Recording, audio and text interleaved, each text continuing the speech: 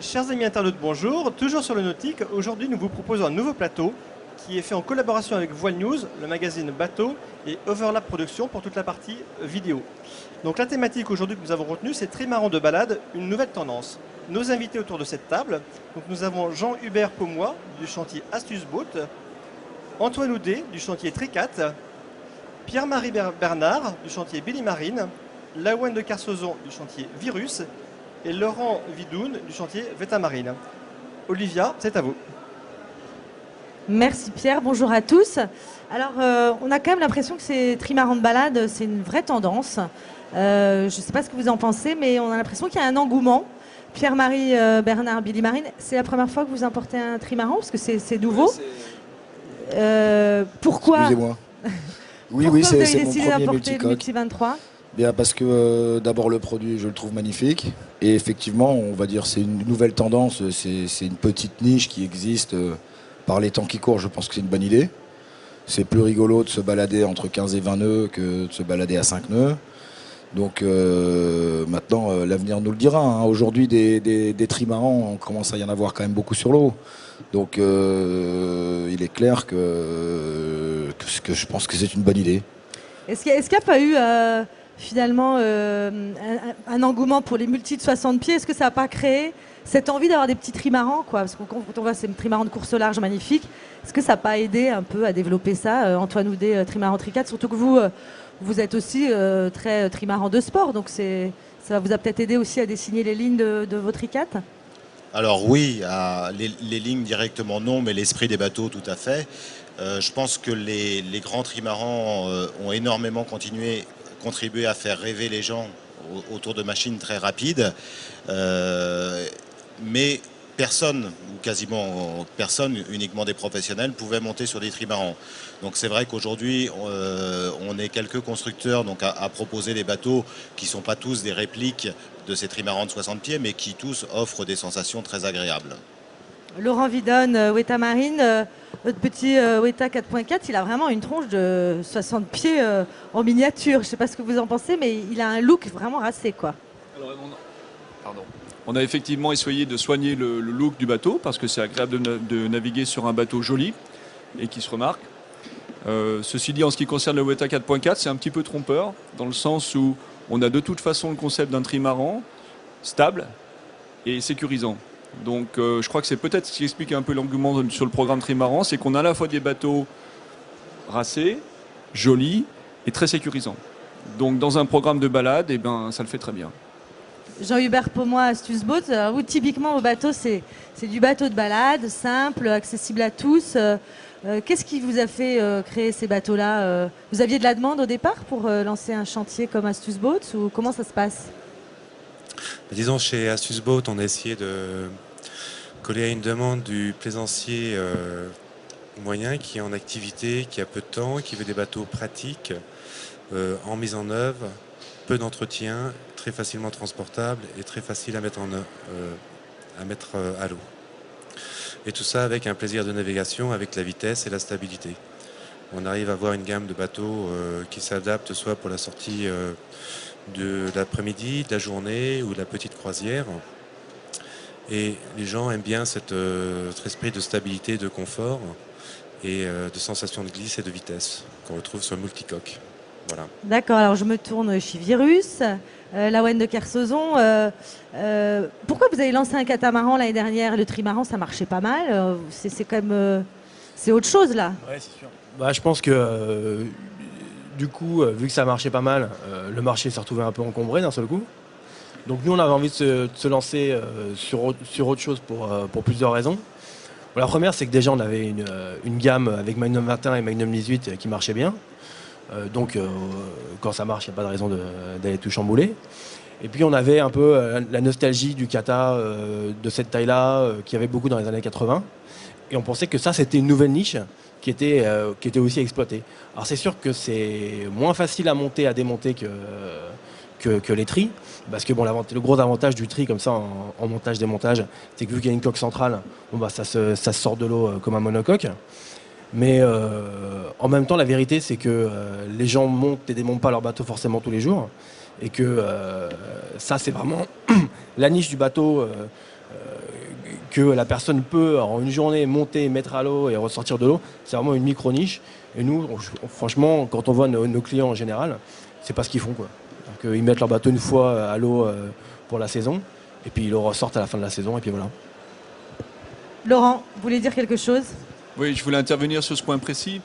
C'est vrai que la facilité de montage et démontage, c'est pas un argument pour tout le monde, mais si le bateau a vraiment été conçu pour ça dès le début, et qu'il est suffisamment petit pour permettre effectivement ce programme de navigation à la journée sans être forcément tenu d'avoir un mouillage ou une place sur une plage, et ben ça peut le faire très bien. C'est essentiellement, je crois, un problème de taille. Donc, en étant, je dirais, entre guillemets, raisonnable, en sachant rester sur un bateau petit et très maniable, on a un programme effectivement de navigation à la journée qui est parfaitement cohérent et facile.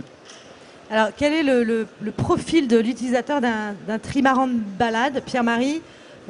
Typiquement, le profil de quelqu'un qui achèterait un Multi 23, c'est qui? Je dirais déjà, c'est moi par exemple, parce que je crois que je suis comme tout le monde. La première fois que je suis monté dessus, j'avais plus envie de descendre. Et sinon, le profil, non, les profils, il est assez intéressant parce que il y a vraiment toutes sortes de gens et même toutes sortes d'âges. Je crois que c'est parce que c'est des bateaux qui sont extrêmement sympas au niveau des sensations. Donc ça peut être des gens qui cherchent un peu la glisse et le sport.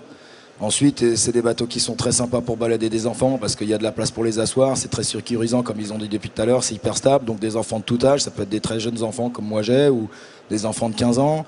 Après, ça peut être des gens qui sont un petit peu plus âgés, qui ont fait beaucoup de 18 pieds. Et puis effectivement, avec l'âge, pour eux, c'est un peu plus difficile. Donc ils gardent les mêmes sensations. Et je pense qu'il y a aussi beaucoup des gens qui ont fait beaucoup de régates en croiseur, en IRC, etc. et qui régatent l'hiver, par exemple, qui font les entraînements d'hiver tout l'hiver, et puis l'été, ils ont une maison au bord de la mer, et puis l'été, il n'y a pas de régate. Donc, du coup, ils achètent un petit bateau comme ça pour pouvoir régater dans un club de voile. C'est vraiment une clientèle variée. C'est pas forcément des gens issus du catamaran ou du multicoque, quoi. Ça peut, des gens qui sont habitués au monocoque peuvent venir au trimaran. Antoine Houdet, vous avez ce genre de cas chez Tricat, ce genre de profil d'utilisateur? Alors, oui, bien sûr, oui, puisque je dirais même qu'on a une grande majorité de nos clients qui viennent du monocoque, puisque le monocoque est un marché bien plus important que celui du multicoque. Par contre, on a quand même toujours dans nos clients un état d'esprit glisse, soit planche à voile, soit dériveur, parce qu'on est aussi sur nos petits bateaux proches du dériveur, proches en sensation. Donc on a quand même, on va dire, des gens qui ne pratiquent plus forcément la voile légère, mais qui gardent un esprit voile légère, quoi. Voile légère, monocoque ou multicoque d'ailleurs. Jean-Hubert Pomoy, même avis, c'est des gens de tous horizons? Évidemment, ils viennent de toutes sortes d'horizons, de gros bateaux, de dériveurs, avec un repositionnement de leur utilisation. Si les gens, par exemple, s'ils avaient un gros habitable, ils s'aperçoivent que s'ils veulent faire des croisières, ils vont plutôt louer à l'étranger, en Grèce, aux Antilles, et ils gardent un petit bateau amusant et ludique pour naviguer chez eux, quoi. Donc on a aussi un phénomène qui est nouveau aussi, qui parle de plus en plus, c'est le raid côtier. Et les multicoques sont particulièrement adaptés au raid côtier. C'est-à-dire partir 2-3 jours avec une tente, faire un bivouac, dormir sur les trampolines. Là, c'est tout à fait la tendance qu'on retrouve avec les clients, quoi. Alors, si on devait sortir des arguments de vente, genre, c'est quoi? L'avantage d'acheter un multicoque, c'est quoi? C'est le plaisir d'aller vite, quoi, tout simplement. Déjà, je crois qu'on est tous comme ça, hein. C'est-à-dire qu'à partir du moment où on se fait plaisir, on va effectivement beaucoup plus vite que les autres, ça reste assez excitant. Est-ce que l'habitabilité, enfin là je parle de trimaran type le Tricat 25, est-ce que c'est pénalisant finalement? On a moins d'habitabilité sur un 25 pieds tri que sur un monocoque? Je me trompe peut-être, j'en sais rien. Alors effectivement, en termes d'habitabilité intérieure, on a moins d'habitabilité puisque l'intérêt de nos bateaux, c'est qu'ils aillent vite sur l'eau. Donc pour aller vite, il faut avoir des coques qui soient quand même suffisamment fines. Donc effectivement, on a moins d'habitabilité à l'intérieur. Par contre, on a beaucoup plus d'espace à l'extérieur. C'est-à-dire qu'on peut avoir des cockpits qui sont simplement aussi grands que des cockpits de monocoque. Mais par contre, on a autour de ces cockpits des très grands espaces de trampoline. On a des filets. Et donc, ce qui contribue aussi à donner une énorme impression de sécurité à nos bateaux. mais qui sont aussi des énormes espaces de jeu lorsqu'on ne navigue pas, au mouillage, à la baignade. Comment vous sentez le salon là cette année? C'est une période difficile, il y a du monde. Comment vous sentez ça, Laurent Vidonne par exemple, Moeta, Marine? Bien écoutez, moi je trouve que c'est un bon salon. On a très très bien démarré. Vous avez vendu des bateaux? Oui, oui, oui. Combien? Je vous le dirai le 15 janvier. Non, il y a déjà quelques bateaux qui sont vendus, signés. Et puis bien entendu, on sait si le salon était vraiment bon, voilà, aux alentours de 15 janvier. Moi, ce que j'ai vu beaucoup pendant l'année 2009, c'est des décisions qui ont été différées. On reste, nous, sur le Weta 4.4, c'est un petit bateau, un petit budget, puisque le bateau complet est à moins de 10 000 euros. Mais même dans ces budgets-là, on a senti que clairement les gens avaient peur. Ils avaient envie de se faire plaisir, mais ils ne passaient pas à l'acte. Donc j'ai vu beaucoup de gens pendant l'année qui sont venus essayer le bateau, qui ont été séduits par ce programme, justement, la vitesse, la facilité, la sécurité, et puis un programme de bateau facile à gérer la journée. Et beaucoup de gens m'ont dit, bon, bah écoutez, on est convaincus, mais pour toutes sortes de raisons, on ne peut pas se décider tout de suite, on se revoit au salon. Et je les vois effectivement. Et je trouve que l'atmosphère, on voit des gens qui sont là pour acheter des bateaux, et on avance tout à fait dans la bonne direction. Donc je suis très confiant. La WEN de Kersozon, donc c'est un salon qualitatif, peut-être moins de monde, mais des gens... Oui, c'est un Vous bon intéressez? salon, on revoit les gens qu'on a vus au Grand Pavois, mais c'est sûr que de toute façon, à mon avis, la tendance dans les 3 dernières années, c'était que les gens signent de moins en moins sur les salons, ils diffèrent de plus en plus leurs décisions pour le printemps, et nous en fait on a des saisons qui s'allongent, c'est-à-dire qu'avant, en mai-juin on vendait plus de bateaux, c'était fini, alors que maintenant jusqu'au mois d'août on en vend. Donc, je dirais, à mon avis, les salons ont un peu perdu de leur importance à ce niveau-là. C'est important au niveau notoriété, c'est sûr, mais au niveau chiffre et vente, c'est moins important que ça l'était. D'accord. Pierre-Marie, quel est ton sentiment? Moi, mon sentiment, c'est que c'est pas un super salon, mais moi j'ai fait mon premier salon, c'était encore au CNIT. Donc j'ai des références, je sais pas. C'est vrai que les salons, ça reste toujours aussi important pour nous. Mais c'est de moins en moins absolument indispensable et vital. Parce que d'abord parce que ça coûte cher, donc avec cet argent on peut aussi faire d'autres, l'utiliser différemment. Mais nous c'est un petit peu différent, on lance le produit en France. Nous on est importateur d'un produit donc qu'on vend a priori à des distributeurs, un réseau qu'on est en train de monter, donc on a un petit peu là deux clientèles. C'est-à-dire des professionnels d'un côté et des particuliers de l'autre. Donc si je vous parle d'un côté, je dirais... Je ne pense pas que ce soit un très bon salon. Je ne parle pas à titre personnel pour moi, hein, mais je ne sens pas que ce soit un très bon salon. D'abord, je pense qu'il n'y a pas beaucoup de monde en quantité de visiteurs. Alors, est-ce que c'est ça qui fait que c'est un bon salon ou pas? Pas forcément, mais... Et puis, si je vous disais que c'était un super salon, je veux dire, j'espère que les gens auraient du mal à me croire, parce que c'est évident qu'on rame tous, on a tous des petites boîtes, on a tous des problèmes de trésorerie, etc. Et c'est pas, là, aujourd'hui, on ne vend pas 10 bateaux par jour. Donc... Je dirais, on comptera les bouses à la fin de la foire, mais la fin de la foire, elle est quand? Elle n'est pas à la fin du salon, elle n'est pas au 15 janvier, elle est dans 2 ans, dans 3 ans, dans 10 ans. Moi, c'est mon entreprise, je l'ai montée il y a 25 ans, donc c'est pas, on fait pas de la politique de la terre brûlée, on vit sur du long terme obligatoirement. Donc, Jean-Hubert Pomoy, vous étiez aussi au Grand Pavois. Grand tout à fait, Pavois, oui. salon nautique, c'est bien, dis donc, vous êtes présent, vous êtes très présent. C'est une vraie volonté d'être là à chaque fois, à chaque rendez-vous du nautisme. Là, c'était pratiquement indispensable parce qu'on a présenté notre nouveau modèle, le 20.2, qui vient en deuxième génération des Astuces 20.1, qui était le premier bateau lancé par Astuce Boat. Et aujourd'hui, effectivement, on se retrouve avec un nouveau modèle. Et comme le disait Laurent, on sent bien le frein qu'il y a eu l'année dernière au niveau des offres d'achat est en train de se libérer. Et je dirais que les gens ont l'intention cette année d'acheter des bateaux. Donc je suis plutôt de l'avis de Laurent avec, j'espère, une décrispation du marché, quoi. je crois qu'il y a une chose qui est intéressante à dire aussi, c'est que justement notre petite niche, elle va bien aussi un peu avec la crise, parce que d'abord c'est des bateaux qui sont petits, donc qui sont pas très très chers. Et puis c'est rigolo de constater que les gens, ils ont un programme de navigation à bateau, ça se vend par rapport à un programme. Et ces bateaux-là, c'est des bateaux qui, à la limite, vont fabriquer le programme des gens. Parce qu'il y a beaucoup de gens, finalement, ils savent pas trop ce qu'ils veulent faire. Et, je veux dire, un jour, vous avez votre fille, elle a 5 ans. 5 ans après, elle a 10 ans. Ben, votre programme, il a forcément changé. Donc, je pense qu'on est bien dans l'air du temps, à mon avis.